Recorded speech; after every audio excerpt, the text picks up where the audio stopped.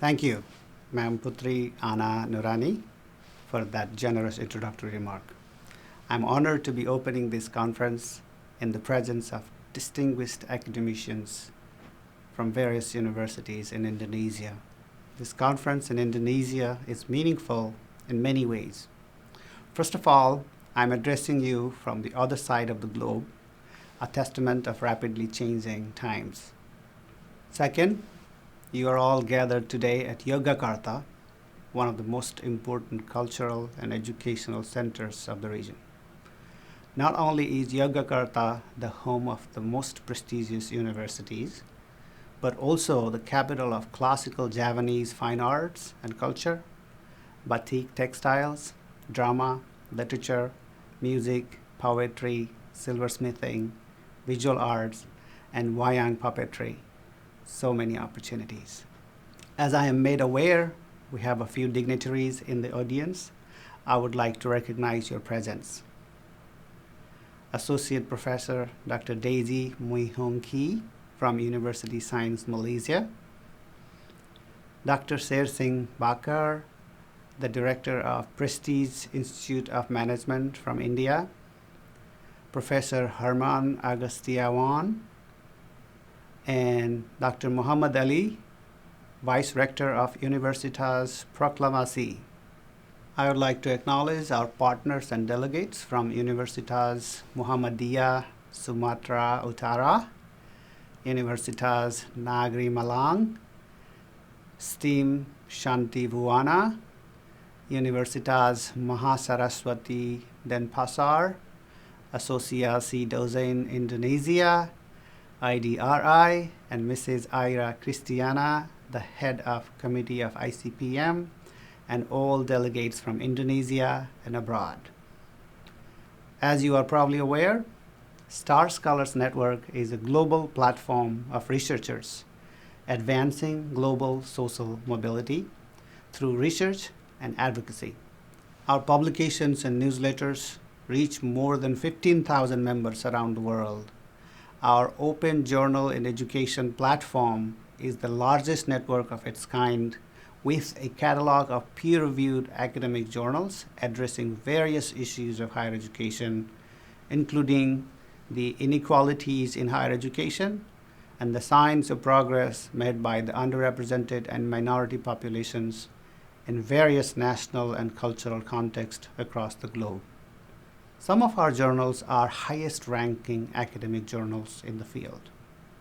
We have also collaborated with other organizations such as Comparative and International Education Society and many colleges and universities around the world to host monthly webinars, regular research and scholarship workshops, and book projects in partnership with prestigious publications like Routledge, Taylor and Francis. Our global team leadership consists of many distinguished professionals who have served as presidents, deans, and renowned professors like Dr. Krishna Bista and Dr. Chris Glass. You probably know Dr. Liam Gai Sin is in our global leadership team also, and he serves as our country director for Indonesia. We congratulate Dr. Sin for inspiring scholarship in your country. Star Scholarship Network envisions a humane world, and we fulfill our mission by creating dialogue forums of exchange through our activities such as conferences and consultations. STAR conferences are designed to empower the institutions of higher learning in the developing world. Our next conference will take place in Kathmandu, Nepal, in November next year. I encourage you to keep that in mind, that the government of Nepal is promoting a Visit Nepal 2020 campaign. So it may be a wonderful opportunity for you to engage with more STAR scholars like yourself while enjoying the beauty of the Himalayan nation. Our 2021 conference will take place in New Delhi, India, and 2022 conference is slated to be hosted by the University of Ghana in Accra. We attempt to make the human virtues visible by recognizing individuals with Global Connections Award. The award recognizes distinguished service to the global mission of the Star Scholars Network. Individual with deep impact on advancing global social mobility is recognized every year. I invite you to visit our website if you want to learn more about our network of scholars and leaders, our library of peer-reviewed journals, book projects, and conferences, and our global partnership with universities around the world. As Madam Putri mentioned, my own expertise is in higher education policy, and I'm currently focusing on promoting the technical and vocational education and training in developing countries. From my work with Pakistan, I'm aware of the Pakistan Vision 2025, which aims to cash in on the demographic dividend by educating and building the skills of its population. Egypt had charted a Vision 2030, which aims to cultivating a prosperity path through economic and social justice. Indonesia is not much different in aiming toward economic prosperity by engaging their youth to their economy. But I'm impressed by how much Indonesians look ahead of time. I just came across Indonesia Vision 2045. Vision Indonesia 2045 is developed by the National Development Planning Agency. The vision covers topics such as economic growth projections, demographic change, urbanization, and technology development. The vision has 4 pillars: human resource development and science and technology advancement, sustainable economic development, equitable development, and strengthening national security and governance. The first pillar, that is human resource development and science and technology advancement, states that the gross enrollment ratio in tertiary education will reach 60% during 2045 from about 30% now. The strategy to achieve this vision include achieving equal quality and services in education and transforming learning methods. The section also stresses increasing the contribution to science and technology development. Gross expenditure on research and development will rise from 0.08% in 2015 to 1.5 to 2% in 2045. What is missing in all these lofty visions is a strategy to develop entrepreneurship. My argument is that these countries must trust your young men and women, provide entrepreneurial education, give them some loans, and encourage startups and small businesses. As a professor of international higher education, I teach in a doctoral program which aims to produce higher education leaders, particularly in community colleges. In the United States, 12 million students go to community colleges. That constitutes more than 40% of entire undergraduate population going to college in America. While many of them transfer to 4-year universities, many others go directly to the workforce because community colleges provide opportunities to develop technical and vocational and entrepreneurial skills which are directly linked to the demands of job market. What this means for the developing countries is that we must focus on engaging our young people in the community by making them part of the local economy. What is most critical for us is to ensure that there is a linkage between the educators and the employers. Let me emphasize again for you. It is not the quality or it is not the content of your curriculum. It is the alignment between education policy and industrial policy of your states, which will make a real difference. If you ask me, where is the best linkage?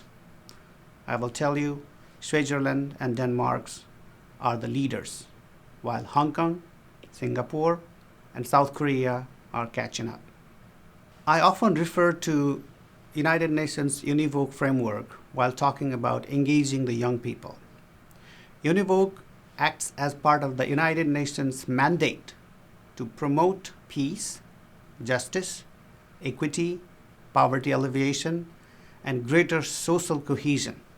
The Center assists member states develop policies and practices concerning education for the world of work and skills development, for employability and citizenship to achieve access for all, high quality, relevant, and effective programs, learning opportunities throughout life.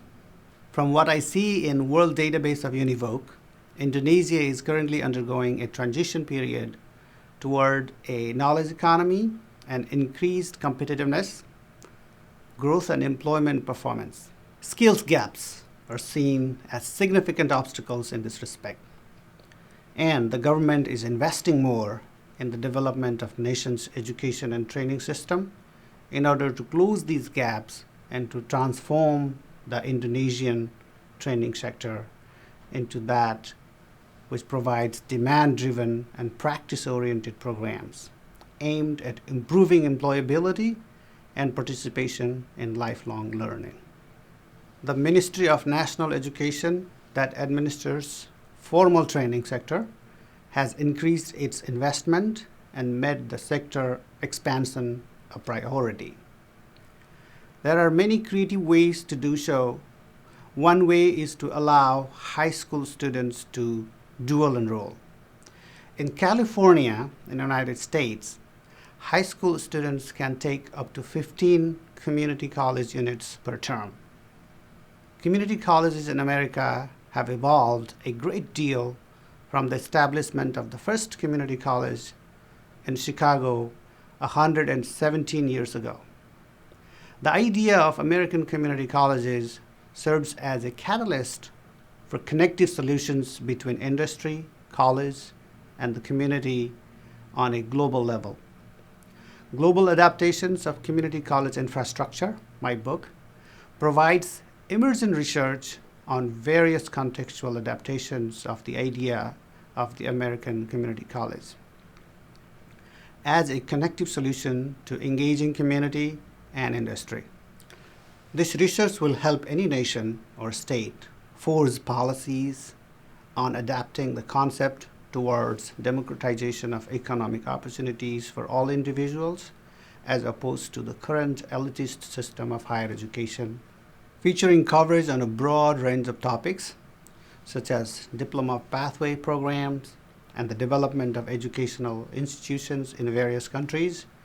This book is ideally designed for academicians, economic and educational policymakers, higher education professionals, and individuals engaged in expansion and democratization of post-secondary education worldwide. As you probably know already, the most common reason for unemployment or underemployment for someone is no experience. Ironically, the very opportunity of a job would give them that experience. Therefore, it is important for us to be creative in tapping the talent of our young people by creating opportunities for them. For those of you interested in developing stronger economies through vocational training, I will be very much willing to work with you and discuss some key features around the technical and vocational education and training, such as a strong governance, employer engagement, occupational standards, qualification frameworks, quality institutes, and delivery and assessment mechanisms. Finally, I hope you will enjoy the conference. If Professor Sin connected me back again during the closing ceremony, I do wish to know who wins the Best Paper Award in this conference. Thank you.